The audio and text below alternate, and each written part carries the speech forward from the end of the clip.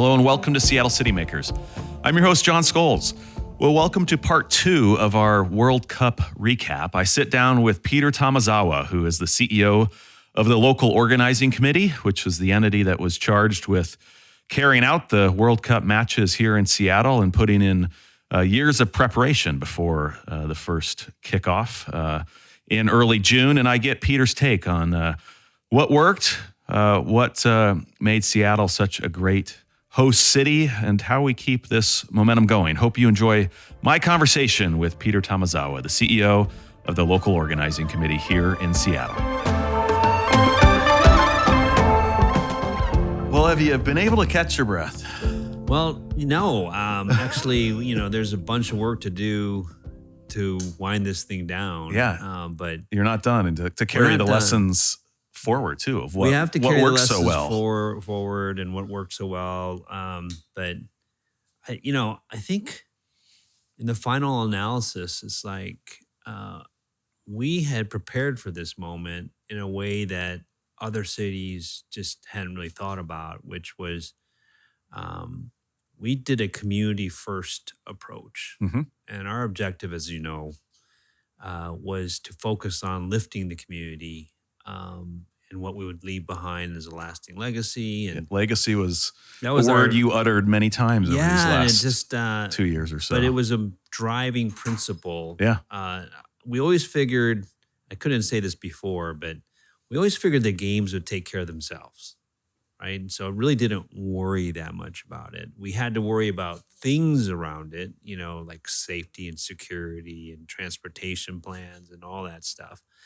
But what we were more focused on was how would the community benefit from having the World Cup? And I think that level of mindset is the magic recipe that, unfolded. We had high expectations, as you know, and I would say we exceeded it almost every metric-wise. But more importantly, the word I keep hearing around town as I speak to people is what this event really did for our region mm-hmm. was restore pride mm-hmm. in the beautiful place we call home. And so Washingtonians, not just Seattleites, have rediscovered really belief and pride about where we are from. And man, that's like the greatest legacy of all. Yeah, that's pretty good. And I didn't quite know what to expect, but I think, you could have sort of seen this as like, okay, there's this big event coming to town. There's going to be 6 matches. They're going to fill Lumen Field, and cool if you got a ticket and you're able to go, that's going to be great. And there's going to be a big television audience. Yeah. And like you could have sort of that was the seen picture. It that way, right? And yeah. I had somebody mentioned to me like, oh, it's going to be like 6 Seahawks playoff games. Yeah, it was way more than that. Oh boy. I think we scratched an itch that I wasn't fully cognizant about, but I definitely thought, we were always talking about like how we would display unity to the world, and that mm-hmm. we'd be a leader in that.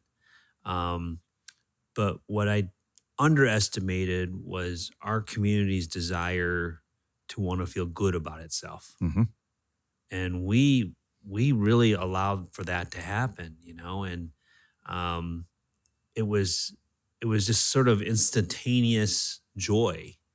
One of the things that we did was we had 1,400 underserved youth mm-hmm. to World Cup matches, mm-hmm. all through the generosity of our corporate sponsors and the Puyallup Tribe of Indians, Amazon, Microsoft, F5. I mean, there's so many companies that lined up to want to send children to the World Cup. And I'm leaving out a bunch. Boeing was in there, Nordstrom. It was Expedia got involved, and it was just so many different companies were like, that's a worthy program. And I'm about to send a note, that to thank them all. But one of the things that I had the privilege of doing was visiting with some of the parents after one of these matches. And they were crying, John. They were crying. And I'm like, oh, what's wrong? And they're like, we're so happy. We never dreamed our son would ever have this opportunity. And the son was standing right there, and a 14-year-old kid wearing a soccer jersey, and I went over to him and I said, "How was it?" You know what he said? I was expecting to talk to him about like what he saw on the field and, like how exciting it was to see a World certain Cup players match. or And you know what he said?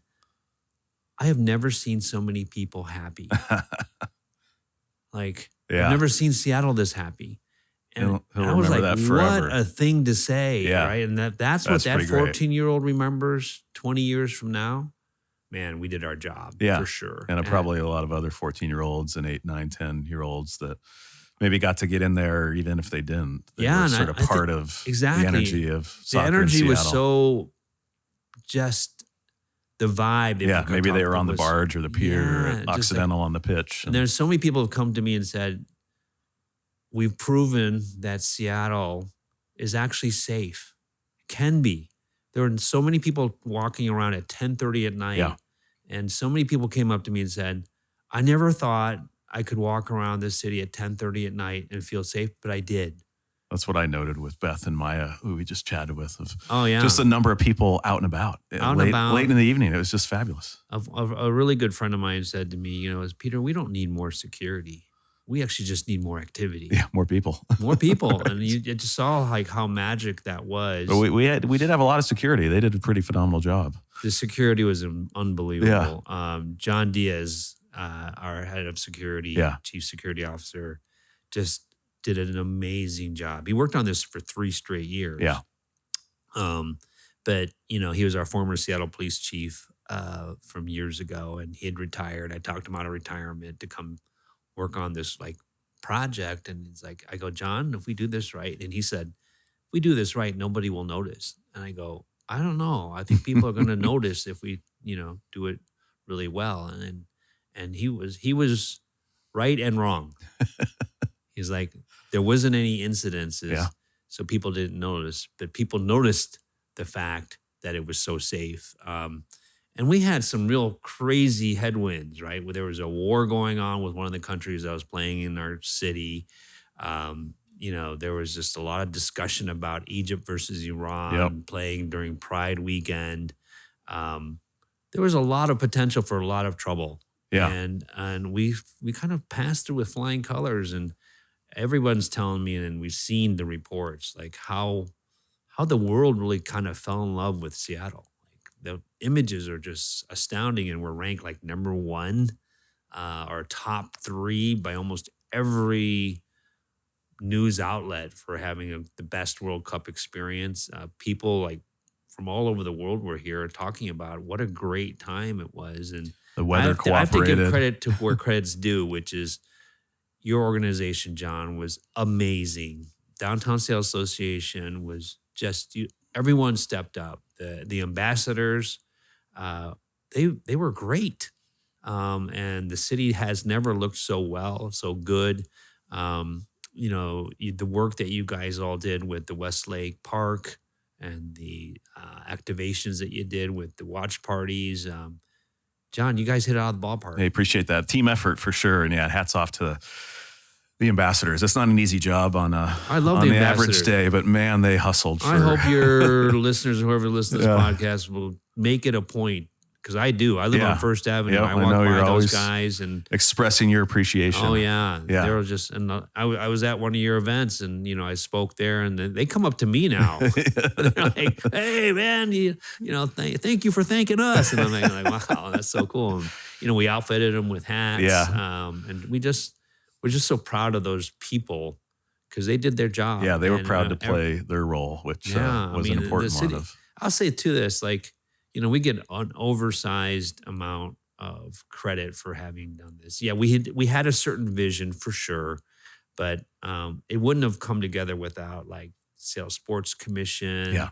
They put together a watch party playbook that went around through that entire state.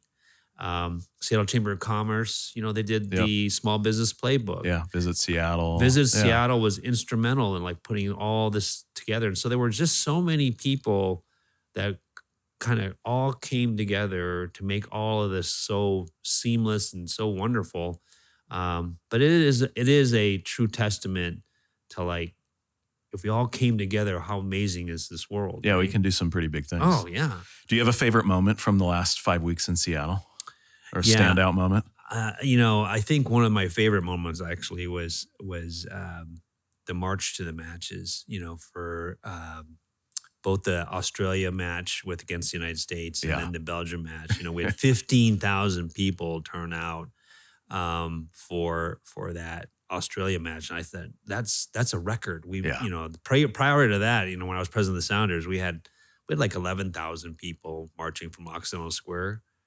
There was 15,000 people, down there, and for the Juneteenth match, and we had 25,000 marchers for the Belgium match, and it was just like so joyous and so festive and so like everything that you want to see. But there's so many favorite moments. But I mentioned that about the child and what he expressed as what his core memory is going to be.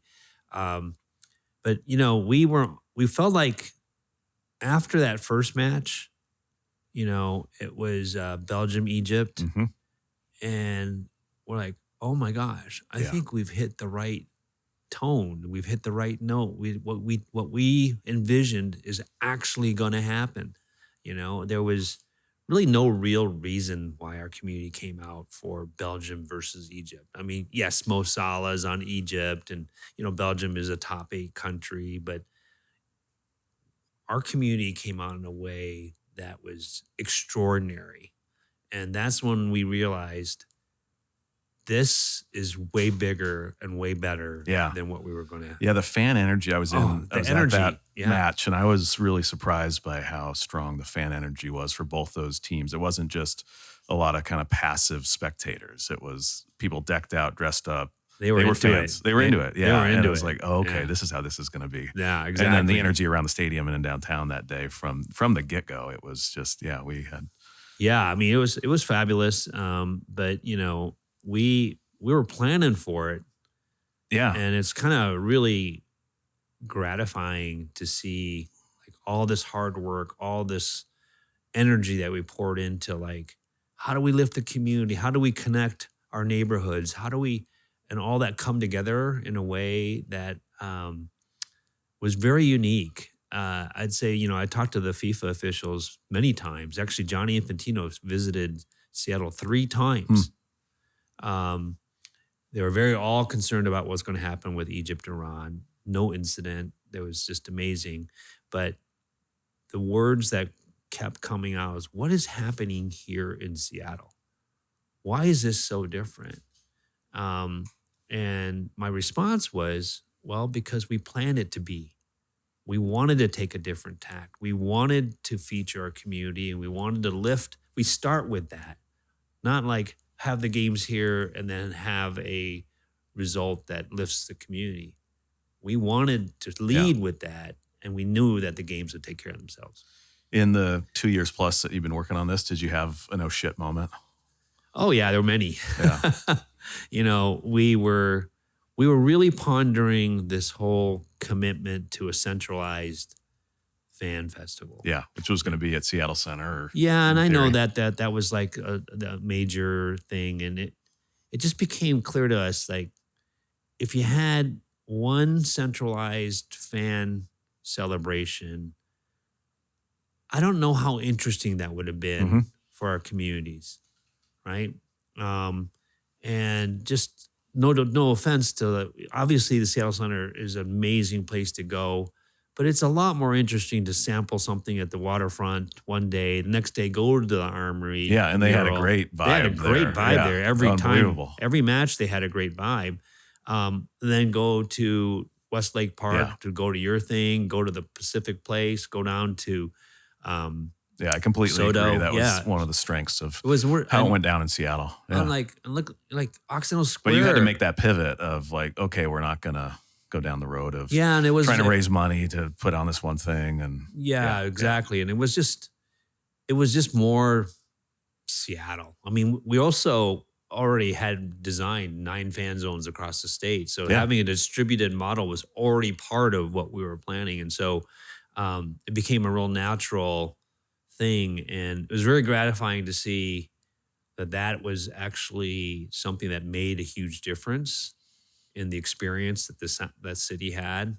We had received feedback from the CID that they were not participating the way they had hoped. We worked with them from day one. Mhm. I'm Japanese American. CID is really important to me, and so we had heard about they had higher foot traffic and less business, Yeah. kind of thing, and so we got together with the leaders, Twin Mhm. Than, and I will give her credit for showing great leadership. Put together a watch party for the July 6th match. Yeah. They had 2,800 people. Yeah, that's great. in So you were Hihei. pivoting and adjusting along the way here. Oh, exactly. Yeah. We wanted to improve all along the way. And if I could do it over again, I would have been way more insistent that they needed to have more viewing opportunities sooner, Yeah. and more frequently. We're not in the business of telling people what to do, right? We're just saying, here's the opportunity, here's where the things are, here's what you need to have. And that was what we did to stitch together all the other neighborhood situations and parties and, viewing things. And, like I said, we had so many great partners that helped us with that. And so I think those are sort of like the next time we have a major event, they'll be more ready.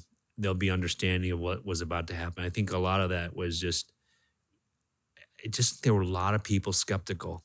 There were just so many people skeptical about That it was going to be this big of a deal and draw in as many. Yeah, locals there was moments in time in the last 2 or 3 years I felt like, gosh, I'm just sort of shouting from the rooftop with no one is actually listening. Because you had a mantra, pretty consistent, and we were on a bunch of panels, and I'd seen you speak a lot of the time of just trying to communicate the significance of the scale of this event and what it could be. Yeah. So you were pretty clear from the get-go that this is a big deal. We definitely had a vision of what this could look like. Throw in the sort of the elements of why our community was so ready to have it and celebrate it.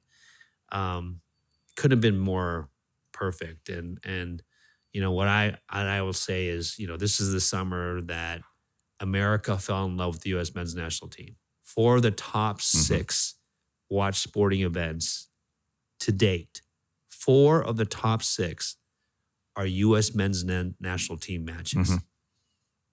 That's crazy, right? I mean, you think about number 1 is the Super Bowl. Yep. Then you got Belgium, United States, number 2. You have another match. I can't remember which one it was, but it was the opener match in LA. Was number 3. Number 4 was the NBA Finals, Game 5, the New York Knicks, right? And then 5 and 6 were U.S. men's national team matches as well. That is unbelievable. Beating out NFL playoff and divisional playoff games, and it's crazy. Yeah. It's crazy how many people were. And so America did fall in love with U.S. men's national team. The world fell in love with Seattle. Like our images that were beamed across the world. I'm getting comments from people in Germany, all over the world, in Asia. Like, you guys shined. Pretty great press. Yeah, it was amazing. Yeah. And then, like we said earlier, the best reward, I think, is this restoration of pride about who we are and where we're from. That was like the bonus I didn't really expect. Right? Yeah. Did you expect as many locals to seemingly take part, to want to be down here, to be around the matches? It'd be like presumptuous to say, I fully. Sometimes you bring these big events to town, and it's like, if you don't have the ticket, you're like, I'm going to stay away from that. It's too crowded, right? I don't want to. I'm going to go do something else. That's when I'm going to go to the San Juans or go camping. We focused on bringing the event to the people. Yeah. So it was really important to us not to charge. That was critical. And we definitely could have charged for certain things if we were thinking about, profit maximization, but we weren't. We were thinking, how do we get this and share this with as many people locally as possible? And that's why we went to this whole distributed model, and it just paid off. It was great. It was completely agree. And I would say, I get pulled aside on the street all the time. That was amazing. That was incredible. And that was, and then we made a huge commitment to art. We have 4 giant murals all through the town. Actually, James here was, your colleague was pointing out one of the most special pieces of art, which is on our monorail. Yeah. Yeah, I the saw the Seattle story. Children's. Yeah, the story. His wife, Monique Minlavin, did. It was terrific. And Fantastic story, but it's also, we wanted to pay tribute and honor. Seattle Children's was a critical supporter of ours as well, and they were like, "What? Why do you want to do this?" And like, we want to raise awareness on things like things that we do for the community, but also the things we do for our kids. mm-hmm. And they have a therapeutic art program, and one of those posters was made by one of the kids that had cancer and has since passed away, but his memory and life lives on forever. We put, I don't know if you've seen on 3rd and Pine, Mm-hmm. there's a huge mural that we put up with Seattle Children's, and Yeah. those are all the comfort animals. Stevie Chow, the artist, put up all the comfort animals. We can see it's right over, the top of it. Yeah, it's on the top and on the other side. So but it's and then we have the waterfront mural, and then we have the one by the public library. But we tried to do so many things that would leave a lasting impression. We have the natural advantage of having the best front porch in the country. With our new waterfront park, and the Friends of Waterfront were amazing to work with. Sounders and Rain were so innovative with the barge. I got to be honest, I was pretty skeptical. They were like, Adrian Hanauer was like, "Peter, what do you think about this barge?" I'm like, well, all I can say is I don't think electronics and water mix. But he had this vision for this amazing experience, and it was really cool. Very cool. It was tremendous, and you couldn't get that anywhere else. Visit Seattle did this amazing drone show above the scoreboard. That was like super cool to do that. But just like every organization, we all jumped in the same rowboat and started rowing together, and it was like you said earlier in this show, that it's amazing what happens when we all work together. Just incredible, really. So everybody's, the conversation civically, locally is, oh, this was so great. How do we keep it going? So what's your thought on how do we keep this going? What do we take and continue? I think it's a challenge for our leadership to step up, ride this incredible wave that we've put in, that got the thing started. And I know that I've talked to certain, the mayor's office already, and there's going to be a committee of people to try to keep it going. But it really requires a commitment of leadership to have a vision, to make it, push it forward. I think the DSA, I'm very proud to be a board member of the DSA because of the work you've done to push our city to be better at what we do. And, I think continuously thinking about how can we create more activity. I'm just talking to the owner of Pacific Place. Mm-hmm. He saw these eye-popping foot traffic numbers. Yeah, they were at capacity on a lot of those match days and watch parties. How many people were in his building? Yeah, right. And so we've had a conversation with him this morning, and we're talking like, his name is Steve. I said, Steve, convert the Seattle Soccer House into the Seattle Sports House. I love that. He's like, that is awesome. Yeah. And so we're having conversations with how might that look like. Yeah, Seattle's biggest sports bar. Well, yeah. I mean, it's a perfect location. People are already used to seeing it in that way. That's a 70-foot high television screen, the only one of its kind in the whole Pacific Northwest. It's like, it's an attraction in and of itself. And people saw it and it was really cool. Yeah. And so, but I think the focus on activity, this is sort of like the DSA dream scenario. It needs to be continuously funded because these are investments that pay off. They pay off and they pay off huge. And so we need to continuously feel that way. And the only way you can do that is fill up, with activity. I think we've set up beautifully for return visitors. The number of people that have just anecdotally said to me, we're coming back. Mm-hmm. Next year, next summer, we're coming back. This is such an amazing place. We didn't get enough time to see all this stuff, right? We flew 30, was it 30? Yeah.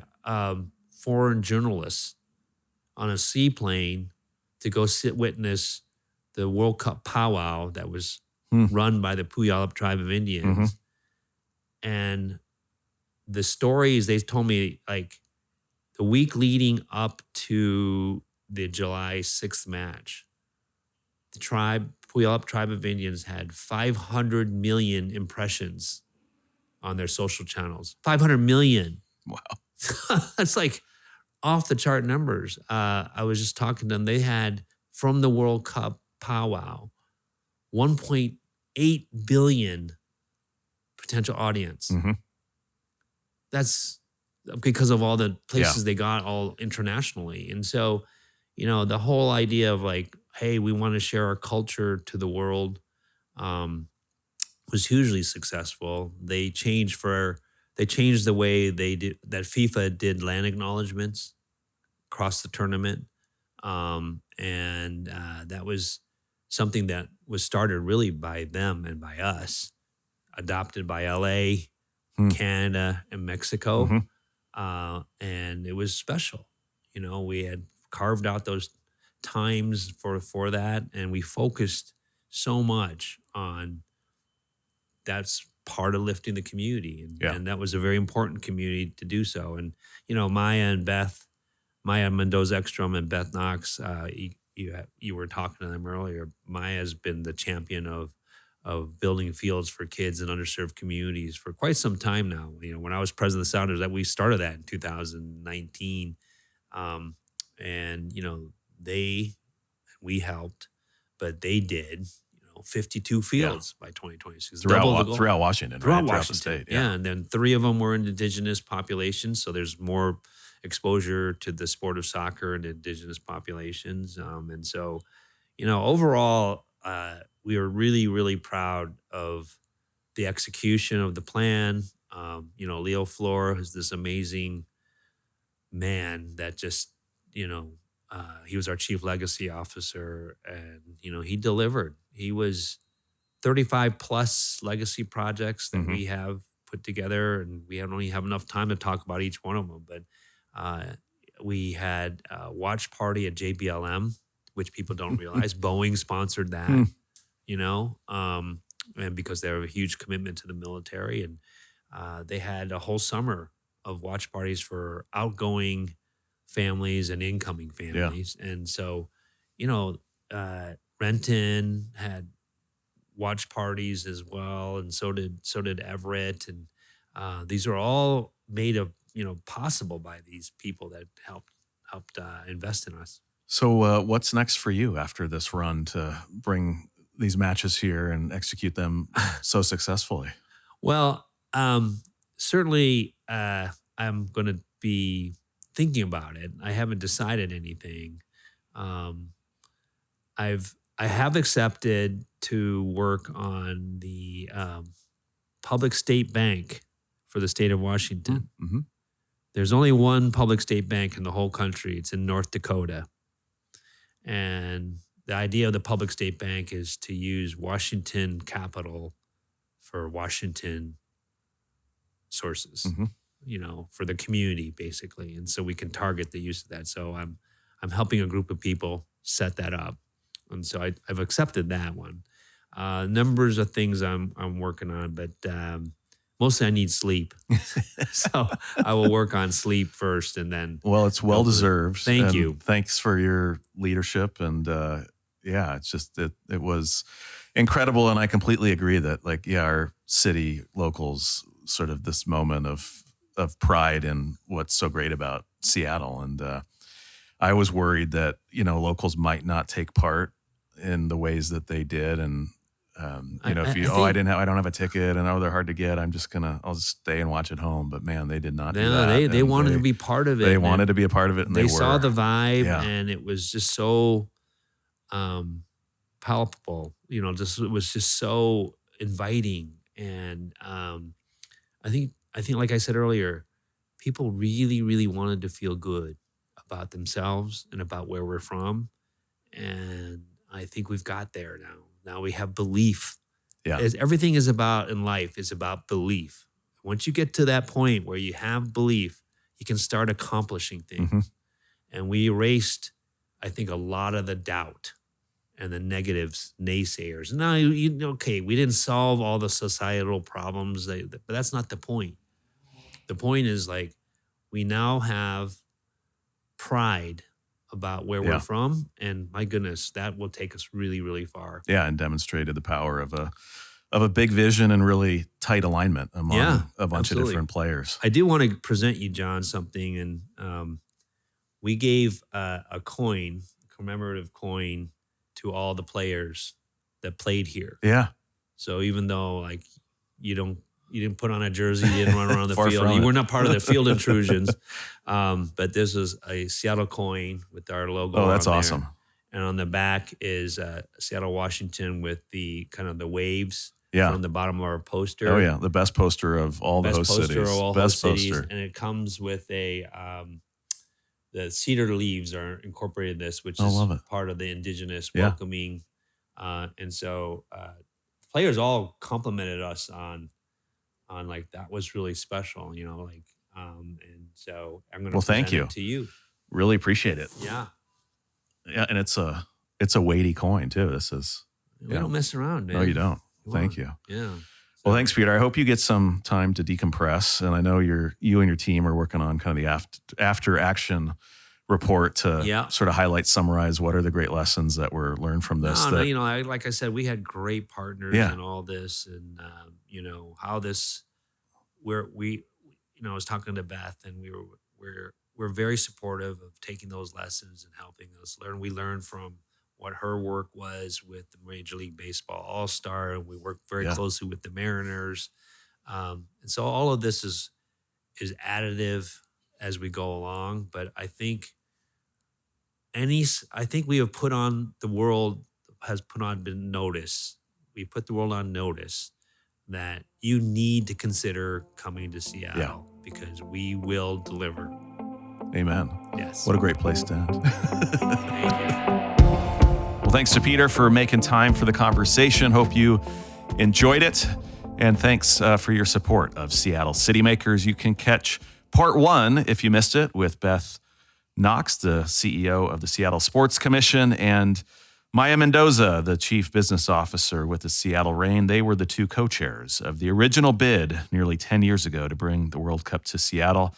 I sat down with them to get their take as well. So if you missed that, please do tune in. Thanks for joining us for this episode of Seattle Citymakers, presented by the Downtown Seattle Association with support from James Cito and production by Thread Theory.